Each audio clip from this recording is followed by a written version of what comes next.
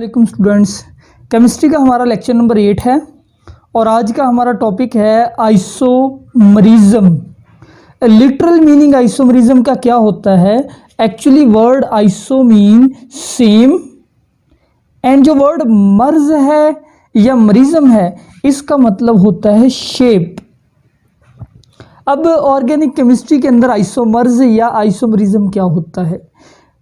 कभी कभी दो ऑर्गेनिक कंपाउंड ऐसे होते हैं जिनका मॉलिक्यूलर फार्मूला सेम होता है, स्ट्रक्चरल फार्मूला डिफरेंट होता है। यही इसकी डेफिनेशन है कि टू और more organic compound having same molecular formula, एक ही मॉलिक्यूलर फार्मूला है बट डिफरेंट स्ट्रक्चरल फार्मूलाज, और उनकी प्रॉपर्टीज भी डिफरेंट होती है, यानी वो एक्चुअली अलग अलग कंपाउंड होते हैं, वो एक ही नहीं होते। हम उन कंपाउंड्स को कहते हैं आइसोमर्स, वो कंपाउंड आइसोमर्स कहलाते हैं and this phenomena is called isomerism. ये अमल आइसोमरिज्म है। तो आइसोमर्स हैव डिफरेंट प्रॉपर्टीज। यहाँ पे आपने एक शॉर्ट क्वेश्चन याद रखना है, बल्कि शॉर्ट क्वेश्चन ये कॉन्सेप्ट की बात ही है कि हम मॉलिक्यूलर फार्मूला किसको कहते हैं। मॉलिक्यूलर एक होता है मॉलिक्यूलर फार्मूला, एक होता है स्ट्रक्चरल फार्मूला। मॉलिक्यूलर फार्मूला जैसे कि ग्लूकोज का मॉलिक्यूलर फार्मूला है C6H12O6, this is molecular formula. तो मॉलिक्यूलर फार्मूला सिर्फ नंबर ऑफ एटम्स शो करता है इन वन मॉलिक्यूल, जबकि जो स्ट्रक्चरल फार्मूला होता है ना, ये क्या शो करता है? स्ट्रक्चरल फार्मूला एक्चुअली शो करता है अरेंजमेंट ऑफ एटम। मैं आपको आगे भी इसकी डिटेल्स बताता हूँ। अब हम देखते हैं कि अल्केन्स जो कि सैचुरेटेड हाइड्रोकार्बन है, इनके अंदर सिंगल बॉन्ड होते हैं। तो अल्केन के अंदर आइसोमरिज्म किस तरह से होती है? अल्केन के पहले मेंबर का नाम होता है मीथेन, मीथेन का फार्मूला होता है CH4, ठीक हो गया। दूसरा मेंबर है इथेन, इथेन का फार्मूला होता है C2H6, ये सैचुरेटेड हाइड्रोकार्बन है, यानी इनमें हाइड्रोजन की तादाद जो है वो डबल से ज़्यादा होती है, कार्बन के मुकाबले में डबल, और डबल से भी दो ज़्यादा, यानी CnH2n+2। प्रोपेन का फार्मूला होता है C3, तो H आ जाएगा 8। अब ये तीनों के कौन से फार्मूले हैं? ये मॉलिक्यूलर फार्मूले हैं। अगर हम इनके स्ट्रक्चरल फार्मूले बनाएं तो मीथेन का स्ट्रक्चरल फार्मूला U बनेगा, कार्बन है, इसके साथ ये चारों तरफ हाइड्रोजन मौजूद है, ठीक है। अब इसका कोई आइसोमर पॉसिबल ही नहीं है, मीथेन का कोई आइसोमर पॉसिबल नहीं है, ये सारे एक ही तरह से एटम, आप चारों हाइड्रोजन साइडों पे लगाएंगे। इथेन को देखें, इथेन में 2 कार्बन है, वो सीधी चेन में है, तो इसका भी आइसोमर पॉसिबल नहीं है। इथेन के अंदर भी आइसोमरिज्म पॉसिबल ही नहीं है। आइसोमरिज्म होगी कार्बन की चेन की डिफरेंस की वजह से। अब तीसरा है प्रोपेन, प्रोपेन का फार्मूला होगा, उसमें 3 कार्बन की चेन है, इसमें भी आइसोमरिज्म पॉसिबल नहीं है, क्योंकि आप ब्रांच लगा नहीं सकते। सपोज अगर आप कहते हैं कि प्रोपेन के 3 कार्बन आप ऐसे कर लें, तीसरे कार्बन को आप यूं नीचे लिख दें, ये भी एक सीधी चेन ही है, ठीक है। तो पहले जो 3 मेंबर्स है अल्केन के, यानी मीथेन, इथेन, प्रोपेन, इनके नो आइसोमर्स, इनके आइसोमर्स नहीं होते। लेकिन जो ब्यूटेन है, ब्यूटेन का फॉर्मूला होता है C4H10, इसके 2 आइसोमर्स पॉसिबल है। वो कैसे? ब्यूटेन में 4 कार्बन है ना, तो हम एक ब्यूटेन ये हो सकता है CH3, CH2, CH2, CH3, ठीक है, ये ब्यूटेन है। एक ब्यूटेन ये हो सकता है CH3, CH, और इधर भी CH3, और यहाँ ब्रांच लग गई। अब देखें, ये है, ये वाला स्ट्रेट चेन है, इसको हम कहते हैं N ब्यूटेन, यानी ये नॉर्मल ब्यूटेन है। अब ये जो है ये ब्रांच वाला ब्यूटेन है, इसमें भी कार्बन 4 ही है, ये है आइसोब्यूटेन, ठीक है। एक N ब्यूटेन है, एक आइसोब्यूटेन है। और अगर आप इनमें कार्बन और हाइड्रोजन की तादाद गिने तो कार्बन ऊपर वाले में भी 4 है, नीचे वाले में भी 4 कार्बन है। ऊपर वाले में भी हाइड्रोजन की तादाद 10 है, नीचे वाले में भी हाइड्रोजन 10 है। तो मॉलिक्यूलर फार्मूलाज क्या हो गए? देखे सेम, और स्ट्रक्चर दोनों के डिफरेंट, तो they are isomers and this phenomena is called isomerism. तो जो तीसरी चीज़ है, जो अगला मेंबर है अल्केन का, उसका नाम है पेंटेन। पेंटेन जो है इसका फार्मूला होता है C5H12। ये आप लोगों ने मुझे बना के दिखाने हैं कि पेंटेन के कितने आइसोमर्स पॉसिबल है, आप कितने डिफरेंट तरीके से कार्बन की चेन बना सकते हैं पेंटेन के अंदर। और आखिर पे ये कि जैसे जैसे मतलब बढ़ते जाए कार्बन एटम, वैसे वैसे आइसोमर्स की तादाद भी बढ़ती जाती है, क्योंकि आप रेंज उनको डिफरेंट तरीके से कर सकते हैं ना। जैसे 3 एटम है उनको सिर्फ एक लाइन में जोड़ सकते हैं, 4 के अंदर यूं एक ब्रांच लगा सकते हैं, अगर 5 आ गए तो 5 को आप सीधी लाइन में भी एक लगा सकते हैं ऐसे करके, ठीक है। 5 के अंदर आप एक ब्रांच भी लगा सकते हैं, यहाँ पे ब्रांच लगा दे या यहाँ पे ब्रांच लगा दे। 5 के अंदर जो 5 कार्बन कंपाउंड है उसके साथ आप यूं सब तरफ भी ब्रांचेस लगा सकते हैं, यानी कि जितने कार्बन ज़्यादा होंगे ऑर्गेनिक कंपाउंड में उसके उतने ही आइसोमर्स ज़्यादा होंगे। इवन जो 30 कार्बन वाला कंपाउंड है उसके आइसोमर्स की तादाद 4 बिलियन बनती है। 4 बिलियन मतलब 4 अरब इतने आइसोमर्स पॉसिबल हो सकते हैं। तो बहुत ज़्यादा आइसोमर्स बनते जाते हैं जैसे जैसे कार्बन की तादाद बढ़ती जाती है। इसके बाद है अगला topic types of isomerism. Isomerism basically 2 तरह से हो सकता है।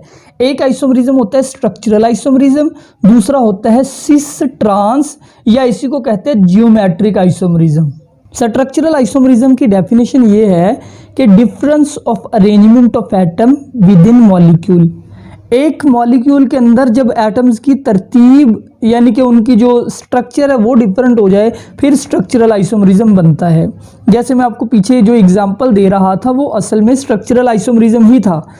जितनी भी all classes of organic compound जो है वो शो करती हैं स्ट्रक्चरल आइसोमरिज्म, जबकि सिस ट्रांस आइसोमरिज्म एक डिफरेंट किस्म है। इसके अंदर सिर्फ एक एटम का डिफरेंस होता है, ये मैं आपको बाद में समझाऊंगा सिस ट्रांस। फिलहाल ये याद रखें कि 2 किस्में हैं आइसोमरिज्म की, स्ट्रक्चरल और सिस ट्रांस। स्ट्रक्चरल की फर्दर मजीद 5 टाइप्स हैं, ठीक है। इसकी मजीद कितनी टाइप्स हैं? 5। उन 5 को हम देखते हैं। स्ट्रक्चरल आइसोमरिज्म की पहली टाइप का नाम है chain isomerism. And then what is chain isomerism? ये तब पैदा होती है difference of nature of carbon chain, जब कार्बन की चेन डिफरेंट हो जाए। मैं आपको दिखाता हूँ अब चेन कैसे डिफरेंस हो सकती है। मिसाल के तौर पे जो पेंटेन है, पेंटेन इज 5 कार्बन अल्केन, इसकी 3 तरीके से चेन बन सकती है। पहला ये कि CH3 CH2 CH2 CH2 CH3, ये वाला पेंटेन है N पेंटेन। अच्छा, पेंटेन का फॉर्मूला होता है C5H12, ठीक है। पेंटेन की एक ये चेन हो सकती है। चेन के अंदर डिफरेंस आ सकते हैं। दूसरी चेन ये बन सकती है CH3 CH2, यहाँ पे CH और एक ब्रांच CH3, फिर CH2 CH3, एक ज़्यादा लग गया, यहाँ पे इसको इरेज कर दे, यहाँ पे CH3। अब ये एक ब्रांच मौजूद है, ये है आइसोपेंटेन, ठीक है। अब एक और पेंटेन भी हो सकता है। ये जो पेंटेन है ना इसका नाम है नियोपेंटेन। इसके अंदर आप देखें कि कार्बन के साथ चारों तरफ ब्रांचेस मौजूद हैं। तो चेन आइसोमरिज्म में आप कोई भी एग्जांपल लिख सकते हैं अपने पास से भी, सिर्फ चेन को डिफरेंट कर देना है कि चेन के अंदर ब्रांचेस जो है उनको आप डिफरेंट तरीके से दिखा दें, चेन आइसोमरिज्म आप शो कर दें। सेकेंड टाइप है पोजीशन आइसोमरिज्म। ये कब होती है? पोजीशन यानी जगह, इसके अंदर पोजीशन डिफरेंट होती है। किसकी पोजीशन डिफरेंस होगी? एक्चुअली जो फंक्शनल ग्रुप होता है ना उसकी पोजीशन डिफरेंट होती है एक ही मॉलिक्यूल के अंदर। Difference of position of same functional group on carbon chain. मिसाल के तौर पे हम यहाँ पे एक एग्जांपल लेते हैं CH3 CH3, ये कंपाउंड है। यहाँ पे एक फंक्शनल ग्रुप जुड़ा हुआ है हैलोजन का फंक्शनल ग्रुप, यानी कि क्लोरीन कह लें। अब ये कार्बन नंबर 1 है, कार्बन नंबर 2, कार्बन नंबर 3, यहाँ पे 2 कार्बन पे क्लोरीन जुड़ा हुआ है, ठीक है। एक और कंपाउंड बनाते हैं, उसके अंदर हम CH3 CH2, यहाँ पे फिर CH2 और क्लोरीन आखिरी कार्बन के साथ है, ठीक है। फर्स्ट कार्बन के साथ है, या इसको 3 कार्बन कह लें या फर्स्ट कह लें। अब ये दोनों अलग अलग हैं, ये दोनों आइसोमर्स हैं क्योंकि दोनों का स्ट्रक्चरल फार्मूला सेम है, और स्ट्रक्चरल फार्मूला दोनों का है C3H7Cl। इसका भी यही है, उसका भी वही, सिर्फ फंक्शनल ग्रुप की पोजीशन डिफरेंट है। तो ये वाला है क्लोरोप्रोपेन और ये वाला है 1 क्लोरोप्रोपेन। यानी इसके 1 जो फर्स्ट कार्बन जिधर से फंक्शनल ग्रुप लगा होता है ना, कार्बन की तादाद नंबर कार्बन से हमेशा उस तरफ से दिया जाता है कार्बन की चेन को नंबर। तो ये हो गया 1 क्लोरोप्रोपेन। प्रोपेन यानी ये 3 कार्बन वाली चेन है। ये वाली पोजीशन आइसोमरिज्म है। पोजीशन आइसोमरिज्म की हम एक और एग्जांपल भी ले सकते हैं। यानी ये देखें CH3 CH2 CH, यहाँ पे डबल बॉन्ड है CH2 CH फिर CH2 फिर CH3, ये कंपाउंड है, इसके अंदर डबल बॉन्ड की पोजीशन ये है। अब हम इसी के जैसा एक और कंपाउंड बनाते हैं CH3। अब देखिए डबल बॉन्ड की पोजीशन यहाँ जो नीचे वाला है इसके अंदर डबल बॉन्ड की पोजीशन 1 2 सेकंड कार्बन पे है और ऊपर वाले में 1 2 3 थर्ड कार्बन पे है। कार्बन की तादाद सेम है, हाइड्रोजन की तादाद सेम है, सिर्फ डबल बॉन्ड जो कि किसका फंक्शनल ग्रुप है, अल्कीन का फंक्शनल ग्रुप है। तो फंक्शनल ग्रुप की अगर पोजीशन डिफरेंट हो तो इस किस्म के आइसोमरिज्म को हम कहते हैं पोजीशन आइसोमरिज्म। स्ट्रक्चरल आइसोमरिज्म की थर्ड टाइप होती है फंक्शनल ग्रुप आइसोमरिज्म। और इसके अंदर क्या होता है, सिंपली इसके अंदर फंक्शनल ग्रुप ही डिफरेंट होता है। यानी same molecular formula but they have different functional group. इसकी एग्जांपल देखिए, हमारे पास एक ये है CH3O फिर CH3। आपको पता है जब O दरमियान में आता है वो कंपाउंड होता है ईथर। तो ये वाला कंपाउंड है डाई मिथाइल ईथर। दूसरी तरफ CH3 CH2OH और ये है अल्कोहल।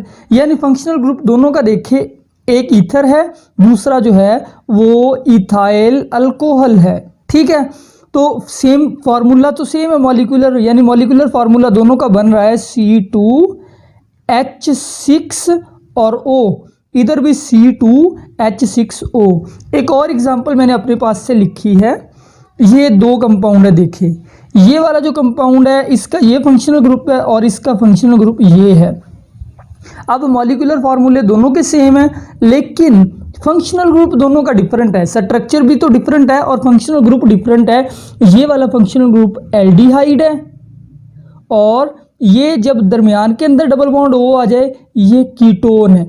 यानी ये एक कंपाउंड एल्डिहाइड है, दूसरा कंपाउंड कीटोन है, but they have same number of atoms, यानी सेम मॉलिक्यूलर फार्मूला। ये फंक्शनल ग्रुप आइसोमरिज्म होता है। चौथी किस्म है मेटामरिज्म। अब मेटामरिज्म में क्या होता है, unequal distribution of carbon atom. Carbon atom unequal distribute होते हैं on either side of functional group. Ethers आमतौर पे ये शो करते हैं, ईथर का फंक्शनल ग्रुप ये है O, यानी ऑक्सीजन यूं दरमियान में जुड़ा हुआ होता है। अब अगर फंक्शनल ग्रुप के दोनों साइडों पे जो एटम्स हैं उनकी तादाद डिफरेंट हो, इस किस्म के आइसोमरिज्म को हम कहते हैं मेटामरिज्म। ये देखिए, ये जो पहले वाला कंपाउंड है इसके अंदर इस तरफ भी कौन सा ग्रुप है, इथाइल, और दूसरी तरफ भी इथाइल है। तो ये कंपाउंड हो गया डाई मिथाइल ईथर, यानी फंक्शनल ग्रुप के दोनों साइडों पे सेम ग्रुप आ गए। अब यही देखिए, ये नीचे इसका आइसोमर है, ईथर यहाँ पे है, एक तरफ मिथाइल ग्रुप है, दूसरी तरफ प्रोपाइल ग्रुप है। तो ये जो नीचे वाला कंपाउंड है ये है मिथाइल प्रोपाइल ईथर, ऊपर वाला है di ethyl ether. Same molecular formula but they have different structural formula, और ये मेटामरिज्म है। एक और एग्जांपल मेटामरिज्म की देखिए, ये फंक्शनल ग्रुप है, ये कौन सा फंक्शनल ग्रुप है भला, ये कीटोन का फंक्शनल ग्रुप है। और फंक्शनल ग्रुप के दोनों साइडों पे जो कार्बन एटम की तादाद है वो डिफरेंट है, यानी कार्बन चेन दोनों फंक्शनल ग्रुप के दोनों साइडों पे सेम नहीं है। तो ये भी मेटामरिज्म है। जो आखिरी किस्म है स्ट्रक्चरल आइसोमरिज्म की, 5वीं किस्म, वो होती है टाटोमरिज्म। ये बहुत आसान है। टाटोमरिज्म क्या है, ये तब बनता है due to shifting of proton from one atom to another. Proton एक एटम से दूसरे की तरफ शिफ्ट हो जाता है।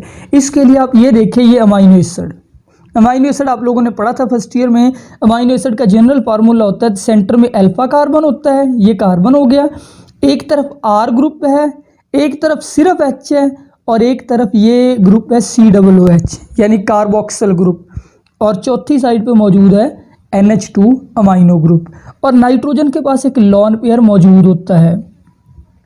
अब ये रिवर्सिबल रिएक्शन होता है, यानी एक कंपाउंड ये हो गया हमारा एक आइसोमर, तो नाइट्रोजन के पास क्योंकि लॉन पेयर है, ये अट्रैक्ट कर सकता है किसी भी पॉजिटिव चार्ज चीज़ को, किसी भी प्रोटॉन को, ये इस प्रोटॉन को अपनी तरफ खींच लेता है।